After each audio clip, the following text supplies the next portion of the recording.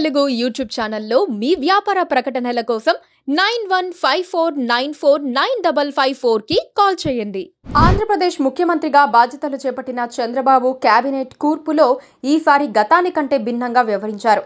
చంద్రబాబు తనతో పాటు గతంలో పనిచేసిన సీనియర్లను పూర్తిగా పక్కన పెట్టి ఏకంగా 17 మందికి తొలిసారి మంత్రులుగా అవకాశం కల్పించారు. సామాజిక వర్గాల వారీగా చూస్తే అగ్రకులాలకే చంద్రబాబు అగ్రతాంబూలం లభించింది. చంద్రబాబు కేబినెట్ లో ఆయన కుమారుడు లోకేష్ ముద్ర స్పష్టంగా కనిపించిందనే చర్చ ఎందుకు మొదలైంది? ఏపీలో కొత్తగా ఏర్పడిన కూటమి మంత్రివర్గ కూర్పులో చంద్రబాబు ముద్ర కంటే కూడా ఆయన తనయుడు నారా లోకేష్ ముద్ర స్పష్టంగా కనిపిస్తోందనే వాదన వినిపిస్తోంది. ఎన్టీఆర్ హయాం నుంచి టీడీపీ ప్రభుత్వంలో మంత్రులుగా కొనసాగిన వారిని పక్కన పెట్టిన చంద్రబాబు లోకేష్ అనుచరులుగా ముద్రపడ్డ అనేక మంది కొత్త ఎమ్మెల్యేలకు తన కేబినెట్లో అవకాశం కల్పించారు. మంత్రివర్గంలో తన తర్వాతి స్థానంలో ఉండే లోకేష్ మాటకు ఎదురు లేకుండా ఉండేందుకే ఆయన ఒత్తిడి మేరకే సీనియర్లందరినీ పక్కన పెట్టేసిన చంద్రబాబు కొత్త వారికి ఛాన్స్ ఇచ్చారనే టాక్ నడుస్తోంది. గడిచిన 5 సంవత్సరాలుగా పార్టీ ప్రధాన కార్యదర్శిగా వ్యవహరిస్తోన్న లోకేష్తో సన్నిహితంగా ఉంటూ ఆయన మనుషులుగా పార్టీలో ముద్ర ఉన్నవారికి అత్యధికంగా మంత్రి పదవులు దక్కాయి. చంద్రబాబు కేబినెట్లో ఆయన తనయుడు లోకేష్కు అత్యధిక ప్రాధాన్యత దక్కిందని చెప్పడానికి ఇదే నిదర్శనమంటున్నారు.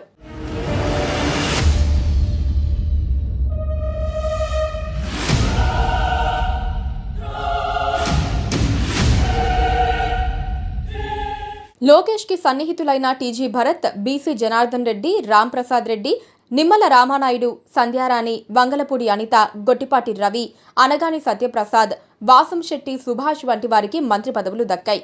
కూటమిలో భాగస్వామిగా ఉన్న జనసేనకు 21 మంది ఎమ్మెల్యేలుండగా పార్టీ అధినేత పవన్ కళ్యాణ్తో పాటు నాదెండ్ల మనోహర్, కందుల దుర్గేష్ కు మాత్రమే మంత్రివర్గంలో చోటు దక్కింది. వాస్తవానికి జనసేన పార్టీకి కేబినెట్లో 5 బెర్తులు వస్తాయని ప్రచారం సాగింది. కానీ చంద్రబాబు, పవన్ పార్టీ నుంచి 3కి మాత్రమే పదవులు ఇచ్చారు. ఆ 3 మంత్రులు కూడా అగ్రవర్ణాల వారే ఉన్నారు. బీజేపీ నుండి 8 మంది ఎమ్మెల్యేలు విజయం సాధించారు. బీజేపీ నుంచి గెలిచిన వారిలో చంద్రబాబు మనుషులుగా ముద్రపడ్డవారు కాకుండా అమిత్ షా మనిషిగా ముద్ర ఉన్న వ్యక్తికి మంత్రి పదవి ఇవ్వాలని ఆ పార్టీ నాయకత్వం సిఫార్సు చేసింది. ఈ నేపథ్యంలో బీజేపీ నుండి సత్యకుమార్కి కేబినెట్లో చోటు లభించింది. చంద్రబాబు తన కేబినెట్లో మొత్తం 17 మందికి తొలిసారిగా మంత్రులుగా అవకాశం కల్పించారు. వారిలో 10 మంది అసెంబ్లీకి తొలిసారి ఎన్నికయ్యారు. 5 కమ్మ, 4 కాపు, 3 రెడ్డి, 1 వైశ్య సామాజిక వర్గ నేతకు మంత్రి పదవులు ఇచ్చారు. 8 మంది బీసీ నేతలకు మంత్రి పదవులు దక్కాయి. రాష్ట్ర మంత్రివర్గంలో అగ్రవర్ణాలదే సింహభాగం. అగ్రవర్ణాలకు 13 మంత్రి పదవులు, బీసీ, ఎస్సీ, ఎస్టీ, మైనారిటీలకు 12 మంత్రి పదవులు ఇచ్చారు. అయితే మరో బెర్త్ ఖాళీగా ఉంది. ఆ పదవి ఎవరికి ఇస్తారో కొద్ది రోజుల్లో తేలనుంది. నారా లోకేష్, పవన్ కళ్యాణ్ సహా మరో 8 మంది తొలిసారి అసెంబ్లీకి ఎన్నికై మంత్రులయ్యారు. అచ్చెన్నాయుడు, కొల్లు రవీంద్ర, పి నారాయణ, ఎన్ఎండి ఫరూక్, ఆనం రామనారాయణ రెడ్డి, కొలుసు పార్థసారథికి మాత్రమే గతంలో మంత్రులుగా పనిచేసిన అనుభవం ఉంది. చంద్రబాబు ఈసారి క్షత్రియ, బ్రాహ్మణ, బోయ, కాళింగ వంటి సామాజిక వర్గాలకు తన మంత్రివర్గంలో ప్రాతినిధ్యం కల్పించలేదు. మొత్తం మీద అగ్రవర్ణాలకు ప్రాధాన్యం ఇచ్చిన చంద్రబాబు కేబినెట్లో లోకేష్ ముద్ర స్పష్టంగా కనిపిస్తోందనే టాక్ మొదలైంది.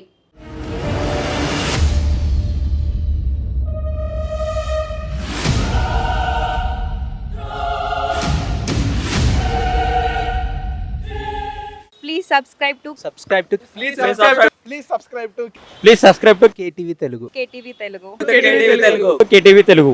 KTV Telugu channel.